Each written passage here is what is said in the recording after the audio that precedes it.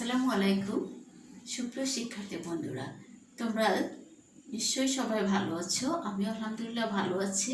তো অষ্টম শ্রেণীর শিক্ষার্থী বন্ধু তোমরা যারা রয়েছো, তোমরা তোমাদের সাহিত্যকণিকা বই খাতা কলম নিয়ে আমার সঙ্গে সংযুক্ত হয়ে যাও। আজকে আমরা এই অনলাইন ক্লাসে সেই সাহিত্যকণিকা বইয়ের শুরুতেই দেখো একটি গল্প রয়েছে। গল্পটির নাম হচ্ছে অতিথির স্মৃতি।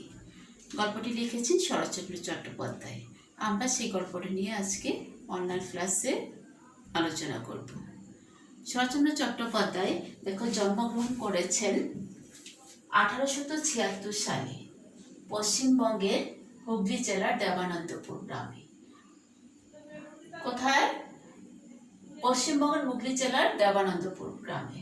কত সালে? 1876 সালে। তারপর তার কৈশোর এবং যৌবনের অধিকাংশ সময় কাটে ভাগলপুরের মাতুলালয়ে। দারিদ্র্যের কারণে কিন্তু তার কলেজ শিক্ষা অসমাপ্ত থাকে। তিনি 1907 সালে একটি উপন্যাস তিনি লিখেছিলেন, সেটি প্রকাশিত হয় ভারতী পত্রিকায় 1907 সালে, বড়দিদি। এই উপন্যাসটি যখন ভারতী পত্রিকায় প্রকাশিত হয় তখনই তার সাহিত্যিক খ্যাতি চারদিকে ছড়িয়ে পড়ে।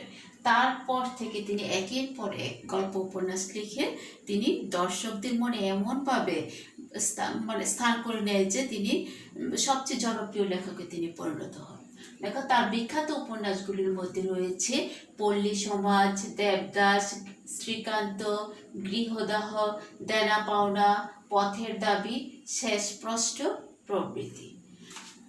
তারপরে দেখো, সাহিত্য প্রতিভার স্বীকৃতি হিসাবে তিনি এই যে সাহিত্যকর্মে আত্মনিয়োগ করেন, সেই সাহিত্য প্রতিভার স্বীকৃতি হিসেবে তিনি কলকাতা বিশ্ববিদ্যালয় থেকে জগত্তারিণী স্বর্ণপদক ও ঢাকা বিশ্ববিদ্যালয় থেকে ডিলিট উপাধি লাভ করেন। আমাদের এই লেখক বাংলা সাহিত্যের এই কালজয়ী কথা শিল্পীর জীবনাবসান ঘটে দেখো 1938 খ্রিস্টাব্দে কলকাতায়। তো শরৎচন্দ্র চট্টোপাধ্যায়ের এই যে স্থায়িত্বকাল, এই কালের আমাদের এই যে লেখনী, এই যে ওনার এই যে জনপ্রিয়তা, সেই জনপ্রিয়তা আমাদেরকে কিন্তু এই শরৎচন্দ্র চট্টোপাধ্যায়কে একজন মানে গুণী একজন উপন্যাসিক এবং গল্পকার যাই বলি না কেন, আমরা আমাদের হৃদয়ে কিন্তু স্থান করে উনি নিয়েছেন। তিনি এই যে অতিথির স্মৃতি গল্পটি লিখেছেন, এই অতিথির স্মৃতি গল্পটি কিন্তু প্রথমে কিন্তু অতিথির স্মৃতি গল্প ছিল না। এই গল্পটির নাম ছিল প্রথমে দেওঘরের স্মৃতি। সেটাকে মানে কিছুটা পরিমার্জন করে এর নাম দেওয়া হয়েছে অতিথির স্মৃতি। তো আমরা শিক্ষার্থী বন্ধুরা, তোমরা নিশ্চয়ই গল্পটি বাড়িতে পড়েছ। যেহেতু এখন আমরা অনলাইন ক্লাসের সঙ্গে সংযুক্ত, আমরা এই গল্পটির মাধ্যমে শরৎচন্দ্র চট্টোপাধ্যায় আমাদের সামনে কি তুলে ধরেছেন, চলো আমরা সেই বিষয়ে পর্যালোচনা করি। যে শরৎচন্দ্র চট্টোপাধ্যায় কিন্তু মানে যে অসুস্থ, তার মানুষ অসুস্থ হলে কিন্তু বায়ু পরিবর্তনের জন্য অর্থাৎ কিছুটা চেঞ্জের জন্য কিন্তু এক জায়গা থেকে অন্য জায়গায় বেড়াতে যাওয়ার কথা বলা হয়ে থাকে। আর সেটা যে কতটা উপকারী সেটা আমরা সবাই জানি। তো সেই যে অতিথির স্মৃতি গল্পে কিন্তু এখানে লেখক যখন অসুস্থ হন তখন তিনি কিন্তু বায়ু পরিবর্তনের জন্য, ডাক্তার যখন তাকে বায়ু পরিবর্তনের জন্য বলে, তখন তিনি এই যে বায়ু পরিবর্তনের জন্য যান, সেখানে তিনি তার এই যে মানে বায়ু পরিবর্তনের সময়কালে তার নিরীহ একটি প্রাণীর সঙ্গে তার এই যে বন্ধুত্বপূর্ণ সম্পর্ক গড়ে ওঠে, সেই সম্পর্কের উপর ভিত্তি করেই এই গল্পটি অতিথির স্মৃতি গল্পটি নামকরণ করা হয়েছে। এখানে আমরা দেখতে পাই যে লেখক যখন বায়ু পরিবর্তনের জন্য যান তখন সেখানে তিনি যে প্রাচীর ঘেরা একটা বাড়িতে তিনি উঠেছেন, সেখানে কিন্তু তার একজন অতিথি, আমরা অতিথি হিসেবে যাকে আমরা পাই সেখানে হচ্ছে একটি নিরীহ প্রাণী। সেই নিরীহ প্রাণী হচ্ছে একটি নিরীহ অর্থাৎ কুকুর। কুকুরের সাথে তার বন্ধুত্বপূর্ণ একটি সম্পর্ক গড়ে ওঠে। সেই কুকুরটি তার যখন কুকুরটির সাথে যখন তার এই যে সম্পর্ক গড়ে ওঠে, তখন তিনি কিন্তু এই নিরীহ প্রাণীটি কিন্তু তাকে খুব যখন একদিন কিন্তু আমরা দেখতে পাই এই গল্পে, তিনি যখন কিছুটা মানে শরীরে অসুস্থতা বোধ করেন, দোতলা সেই প্রাচীর ঘেরা দোতলা সেই তার সেই ঘরে তিনি রয়েছেন, নির্দিষ্ট টাইমে তিনি যখন বাইরে বের না হন, তখন কিন্তু সেই অতিথি তার খোঁজে সেই উপরে সিঁড়ি বেয়ে বেয়ে উপরে উঠে তার দরজায় কিন্তু গিয়ে উকি দেয় যে তিনি কি করছেন সেটা দেখার জন্য। কিন্তু লেখক কিন্তু সেটা টের পেয়েছেন, মানে ছায়া দেখে তিনি যখন তাকালেন তখন দেখলেন যে সেই অতিথি তিনি বুঝতে পারছেন যে তার খোঁজেই কিন্তু সেই অতিথি এখানে এসেছে। তারপর তিনি কিন্তু সেই নিরীহ প্রাণীটির প্রতি তার এই যে সম্পর্ক, সেই সম্পর্কের উপর ভিত্তি করে তিনি কিন্তু তার বেঁচে যাওয়া খাবারগুলো কিন্তু বলেছিলেন মালি বউকে, যে তার বেঁচে যাওয়া খাবার যেন সেই অতিথিকে দেওয়া হয়।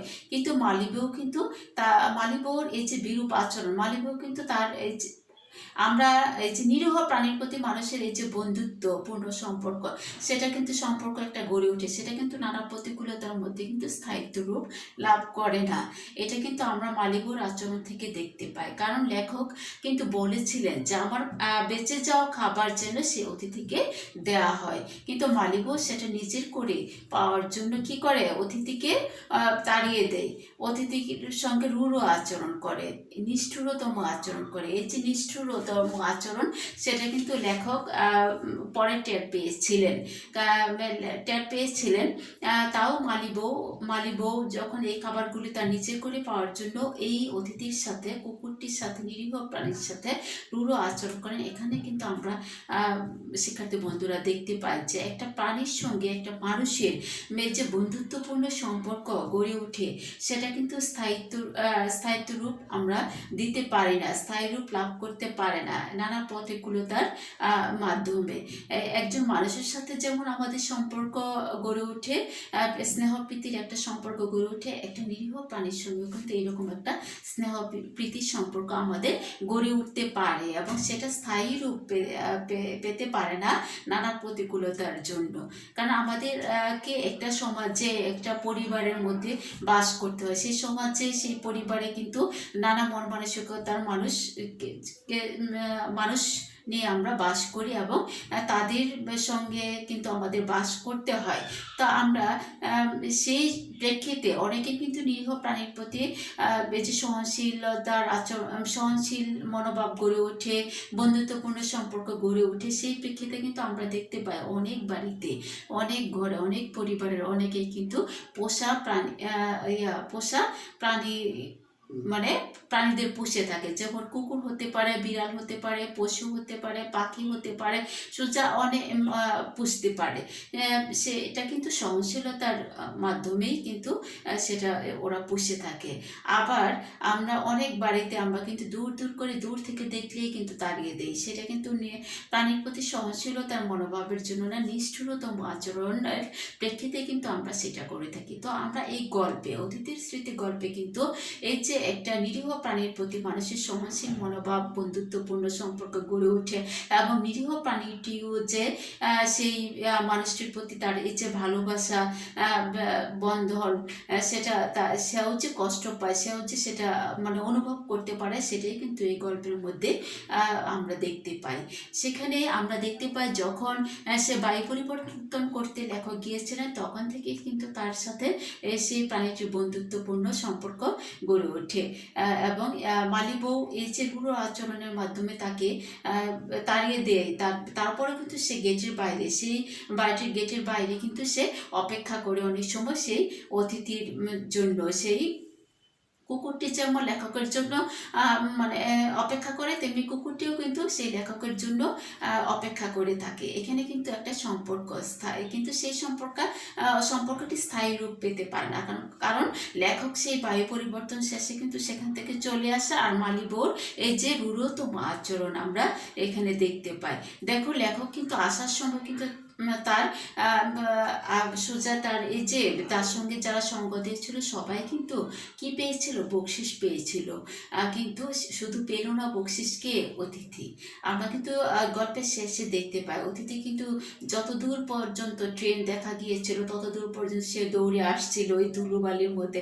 লেখকও কিন্তু জানালা দিয়ে তাকিয়েছিল, কিন্তু তাদের এই সম্পর্কটা স্থায়ী রূপ পেতে পারেনি। কিন্তু মনে কিন্তু দাগ কেটে রয়েছে, কার, লেখকের যেমন দাগ কেটে রয়েছে, সেই নিরীহ প্রাণীটির কিন্তু মনে অবশ্যই কি সে এই যে মানুষের এই যে সহনশীলতা সম্পর্ক তাকেও কিন্তু কষ্ট দিয়েছিল আমরা দেখতে পাই সেখানে। যে আমরা জানি যে অনেক সময় কুকুর কিন্তু অনেক বিশ্বস্ততার পরিচয় দিয়ে থাকে। যে পোষা প্রাণী তাকে যখন পোষ মানানো হয় তখন সে কিন্তু অনেক সময় অনেক বিশ্বস্ততার পরিচয় দিয়ে থাকে, যেটা একজন মানুষও দিতে পারে না অনেক সময়। তাই আমরা এই যে নিরীহ প্রাণী তাদের প্রতি কিন্তু ন্যূনতম আচরণ করব না। কোনো প্রয়োজন ছাড়া কোনো প্রয়োজনের প্রেক্ষিত ছাড়া কিন্তু আমরা সেই নিরীহ প্রাণীদের প্রতি যেন ন্যূনতম আচরণ না করি। তাদের সঙ্গেও কিন্তু যেন সহনশীলতার সম্পর্ক, সহনশীলতার মনোভাব আমরা দেখাই, সেই কথা এখানে এই গল্পের মাধ্যমে বলা হয়েছে। তো শরৎচন্দ্র চট্টোপাধ্যায় কিন্তু একজন বিখ্যাত লেখক, আমরা জানি। তিনি এই যে বিভিন্ন গল্প কিন্তু তিনি কিন্তু সাধারণ পাঠকের মন জয় করে নিয়েছিলেন। কেন জয় করে নিয়েছিলেন? তিনি কিন্তু সাধারণ পাঠক, অর্থাৎ তার এই যে লেখা যেন সব মানুষ পড়তে পারে, সব মানুষের মনে সাধারণ জীবনযাপন থেকে, অর্থাৎ দৈনন্দিন জীবনযাপনের বাস্তব যে চিত্রটা সেটা কিন্তু এই শরৎচন্দ্র চট্টোপাধ্যায়ের লেখনীতে আমরা দেখতে পাই। তো অতিথির স্মৃতি গল্পে কিন্তু আমরা সেই রকম একটা চিত্র আমরা দেখতে পাই। তো বন্ধুরা, শিক্ষার্থী বন্ধুরা, আমরা এই যে অতিথির স্মৃতি গল্পটি এতক্ষণ আলোচনা করলাম, পর্যালোচনা করলাম, এখান থেকে কিন্তু আমরা নিরীহ প্রাণীর প্রতি এই যে সহনশীলতার মনোভাব একদিকে দেখতে পাই, আরেকদিকে কিন্তু নিষ্ঠুরতম মনোভাবও দেখতে পাই।